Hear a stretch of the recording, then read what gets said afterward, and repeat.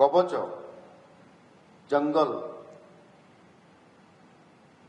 एवं बण बा बण जंगल ये धीरे धीरे संकुचित होबारे लगी।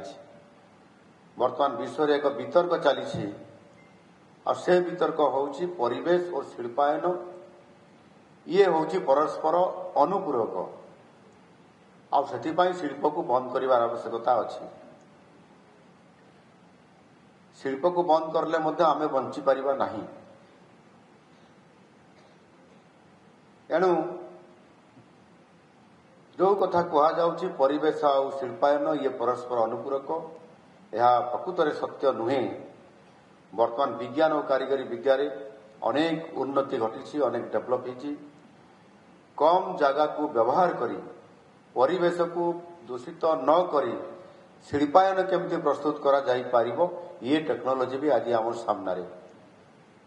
एणु ये प्रश्न होउची आमे सबको कड़ाकड़ी भाव में जदि पालन करिबा, कार्यकारी करिबा, व्यापक भाव में एवारनेस करिबा, जनसचेतन करि परिबा ताले निश्चित भाव में आमे या को प्रमाणित करि परिबा जे परिवेश और शिल्पायन परस्पर परिपूरक।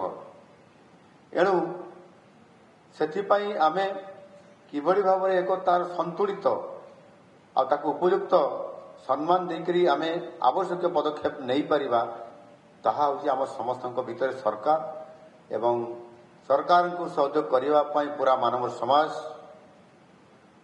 विभिन्न प्रतिष्ठान जो माने जंगल उपरे परिवेश उपरे चिंतित अच्छा समस्त सहयोग आवश्यकता अच्छी एवं मिलित प्रयास रे तार संभव हो पार। जंगल संरक्षण और जलवायु परिवर्तन संबंध में सचेतनता विस्तार करने ये आज दिनटी आम समस्त उत्सर्गीकृत अच्छी। से आज दिन में एवारनेस केमती समस्त पाखक पहुंचा जा पार, एवारनेस करा जा पार। एक सुस्थ परिवेश आमर जीवन जीविका और जलवायु परिवर्तन ये मुकाबला क्षेत्र में आमर प्रयास रे वृद्धि निश्चित भाव आनी थाए। से आज विश्व वन दिवस रे आमर प्रत्येक कार्यकलाप परिवेश सुरक्षा दिगरे ये समर्पित निश्चित भाव में होगा जरूरी अटे। आम राज्य विभिन्न प्राकृतिक संपद समृद्ध एवं विभिन्न वन संपद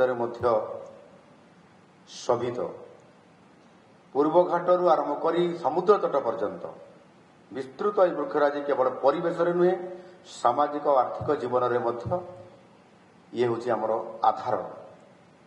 आज मु गर्वर सहित कहवाई चाहूँगी जे वन सुरक्षा और सबुज बलय सृष्टि रे ओडिशा देशर एक अग्रणी राज्य भाव में आज निजर स्वतंत्रता बजाय रखा सहित निजक प्रतिष्ठित कर आम राज्यर मोट वन और वृक्ष आवरण 58,597 वर्ग किलोमीटर जहाँ राज्यर मोट भूमि क्षेत्र 37.63%। ये किछि दिन पूर्व तार कम थिला 34 पाखापाखि थिला 34+।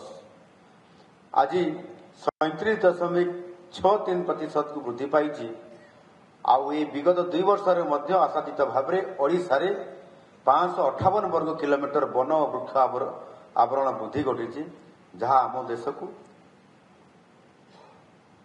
जहाँ आमको देशर शीर्ष आड़ को आम ओडिशा आज अग्रगति रे वन वृद्धि करिबारे अग्रगति करिबारे लगी। यही सफलता आम समस्त मिलित उद्यमर ही फलाफल। एथिरे सरकार एकुटिया करले करि परिबे नाही। सरकार सहित विभिन्न एनजीओ विभिन्न प्रतिष्ठान एवं व्यक्तिगत भाव में समस्त भूमिका ये निश्चित भाव में जड़ित हो अच्छी। वैज्ञानिक पद्धति रे वन परिचालना व्यापक वृक्षरोपण और जनसाधारण सक्रिय भागीदारी फल निश्चित भाव में यार संपृक्ति रही एवं सफलता भी अर्जन आम कर राज्य रे जो VSS 16,000 रु अधिक जो वन सुरक्षा समिति माध्यम 20 लाख रु अधिक परिवार ये वन सुरक्षा अंशग्रहण से सबु बेले प्रतिवर्ष करुशार जंगल केवल सबुज आवरण नुहे यह जैव विविधता और जलवायु सुरक्षार ये हूँ मूल भित्ति। राज्यर 444 मिलियन टन रु अधिक कार्बन संग्रह रही जहाँ जलवायु परिवर्तन को रोकबारे ये गुरुत्वपूर्ण भूमिका निर्वाह कर।